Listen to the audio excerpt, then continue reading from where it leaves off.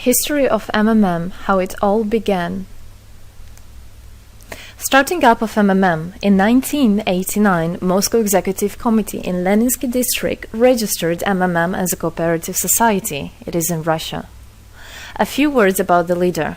The MMM Cooperative Society was founded by Sergei Mavrodi and was one of the leading computer equipment distributors in Russia.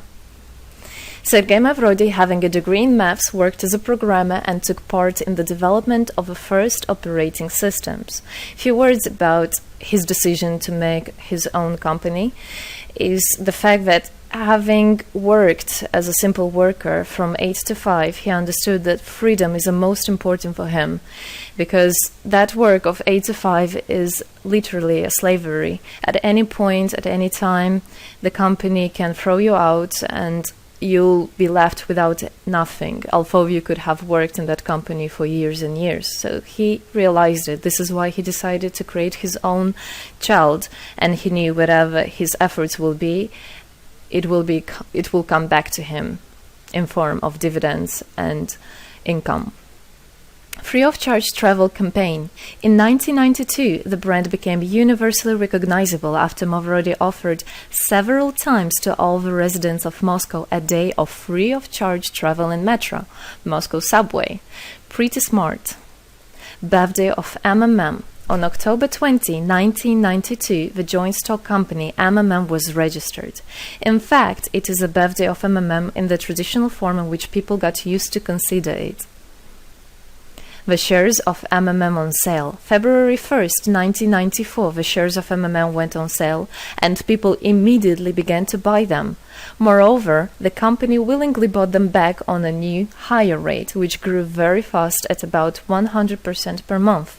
The company's principle today is always more expensive than yesterday worked perfectly. Few words about that. Why did he do that?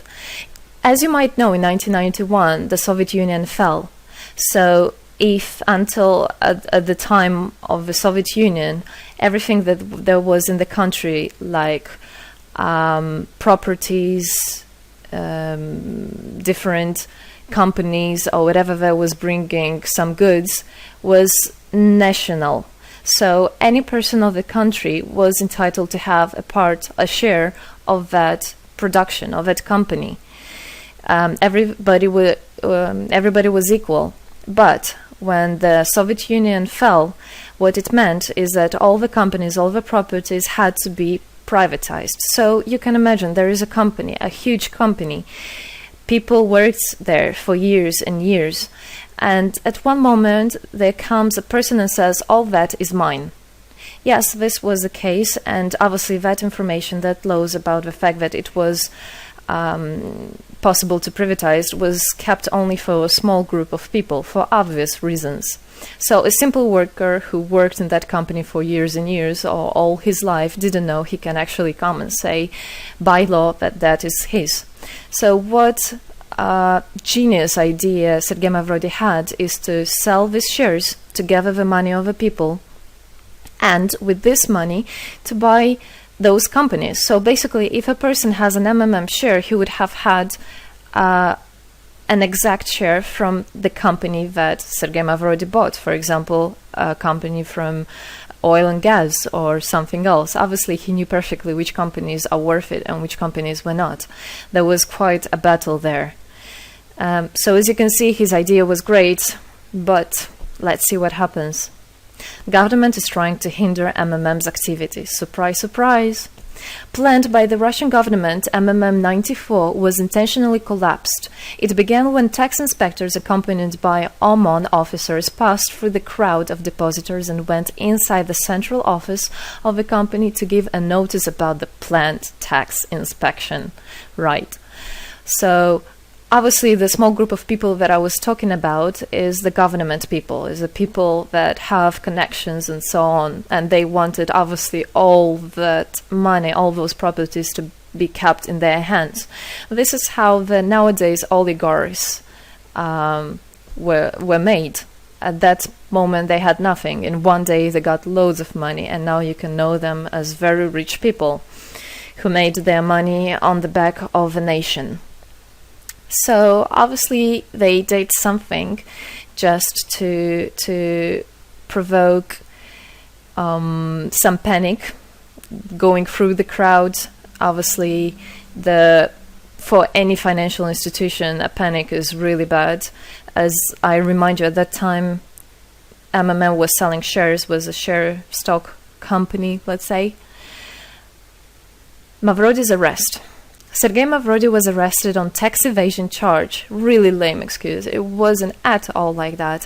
What happened, even the person that was in charge with giving the arrest, he told him that there was no other option for them. They had to do something, even though it was illegal what they were doing, but they had to do it as they were afraid of him. Because, as he said, another 2-3 months and in whole Russia there would be no government, no banks, nobody, only Sergei Mavrody, that who holds the money nowadays. This is in charge. So he was arrested, and his arrest was broadcasted live on all TV channels, obviously to show off more, to show people how bad he is, and actually the government didn't do anything wrong. On the same day, there was a storm of the central office of MMM. The company was prescribed to recover 49.9 billion rubles to the budget. Huge money. The question about the money in MMM 94 is open, as no one still can give an answer where it is. The authorities simply turned a blind eye to it, although hundreds of eyewitnesses are ready to confirm, even under oath in court, that they saw 17 trucks take out cash through the back door. So unfortunately, at that time, there was no internet, no way, no bitcoins, no other internet wallets, and all the money were obviously kept in cash in the MMM offices. And the government took advantage of it. They just came, took it out, and then they said nothing. They just, moreover, they didn't say where the money went. They even made the way to make people believe that Sergei Mavrody was the one who took all those 17 trucks of money and disappeared. But obviously it wasn't the case. It was a simply lame excuse. Demonstrations against state authorities. August 1994. Thousands of MMM depositors affected by the artificial collapse of the pyramid protested and demanded to set Mavrody free. Actually, Mavrody could have used his powers and do huge, bigger protests, but he decided not to do that, as that would made as obvious a different protests of this type. Could be people injured or even killed, so he decided not to use people in this purpose. It was very noble from him to do that. MMM leader became a deputy. However, he found a way to get out of the prison. Being imprisoned, Sergei Mavrody had managed to register as a candidate for a deputy of the State Duma and was released from prison. He won the elections by a landslide and became the deputy of the State Duma of the first convocation. So, as a deputy in Russia, they have privileges. This is why, becoming a deputy, he was set free. The State Duma is against Mavrody. Surprise, surprise! The State Duma deputies deprived Sergei Mavrody of his deputy plenary powers due to his permanent absence at the Duma's meetings. That incident was the only one in New Russia's history. Sergei Mavrody wasn't interested at all in politics. It's not, he hates politics, as he said it many times. So he became a deputy only for the reason to get out of a prison. That's it. He wasn't interested to go to at their meetings, as he himself considered as well the people there as being quite silly and not worthy to spend time with. But this was another lame excuse for them to deprive him by saying that he is absent. A candidate for presidency. The Central Election Commission registered the authorized representatives of the initiative group that had nominated Mavrody as a candidate for the president of Russia, but subsequently rejected a significant part of the signatures in the support of a candidate, and his registration was renounced. So, for obvious reasons, they did that again. They weren't interested into having a fair president, a fair leader on top of their head. Revival of MMM, January 2011. Sergei Mavrody renounced launching a new launching a new project of MMM 2011, Together We Change the World. Previously, there were simply no analogues of similar systems in the world. The film about MMM, the launch of a project fell in the same time interval with the release of Russian film about MMM Pyramid, the plot of which is based on the eponymous book in which the history of MMM is disclosed by Sergei Mavrodi. So he wrote a book, and there is a movie which I highly recommend you to watch. You can find it online on YouTube. MMM is building a new, fair financial order.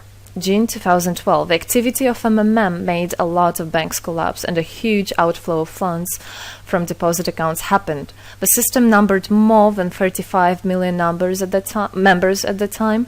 For obvious reasons, the fight against the system started. It suffered the same fate as MMM 94, eventually collapsed. So what happened? A lot of banks, as I already said, had a huge outflow, and another minus of the system of that time was that it wasn't really quite a community, because the money was still kept by the managers in MMM. So it wasn't the same idea as it is now, comparing it now, where people exchange money between themselves. You don't need to put it in a central account. At that time, there were central accounts, and it was again used by the banks. They simply blocked those accounts that they identified as being of MMM and took all the money away, and that's it. There were no other discussion about that. Again, huge loss of money. People lost a lot of money. Sergei Mavrodi didn't get all of them. It was again the banks that took the advantage of it.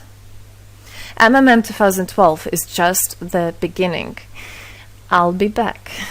Sergei Mavrodi announced the launch of a completely new MMM, World Mutual Aid Fund, MMM community. It speeded up since the first day, showing crazy dynamics on new members' registration. It has been decided to send 10% of the whole turnover on payments to the affected members of MMM 2011.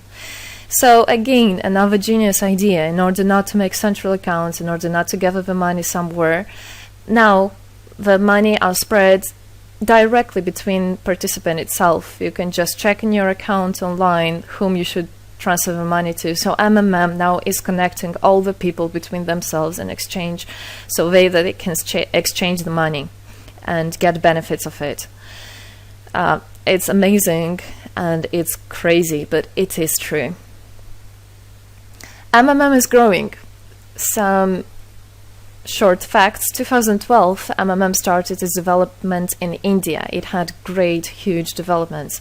2012-2013, following India, MMM Bangladesh was launched as well. 2013, MMM Indonesia was launched. 2014, MMM Hong Kong. And it's not the end. MMM Global, 2014. MMM Global started up in the spring 2014. It is a voluntary network, a community of millions and millions of people from more than 100 countries worldwide. So there is already MMM settled in Argentina, Brazil, Philippines, Hong Kong, and other, and all the rest of people in the world from all the countries of the world are able to participate as well. So they rebelled against the financial slavery and combined their money for this purpose. So how it is possible? MMM, the Republic of Bitcoin. Bitcoin is another genius idea to set the world free. For MMM Global participants' convenience, there were some 20 ideas on funds transfers implemented. From now on, all the countries where you can buy and sell Bitcoins can be registered in a branch of Free People of the Republic of Bitcoin. Thus, there is no barriers to develop MMM in small countries due to their restrictions on the international bank transfers. Banks. This is not something that we would want to use, as the banks can anytime put restriction on an account or even block an account and take all the money. Yes, the banks can do that. Read better your contract. So, Bitcoins is really genius idea to do that. Join MMM Global, join our community, set the world free. Don't hesitate, don't even think of going back, just go always forward. We are writing the history right here and right now. We are not going to be any more slaves working from 8 to 5, having pennies for that. We want to hold our own money and to get the benefits of it. I don't want a bank to use my money for their own purposes. I want us people, free people, to use our money, to exchange the money when it is needed, and to help each other. This is really a great idea. And join us, write the history here today with us. And together we will indeed change the world.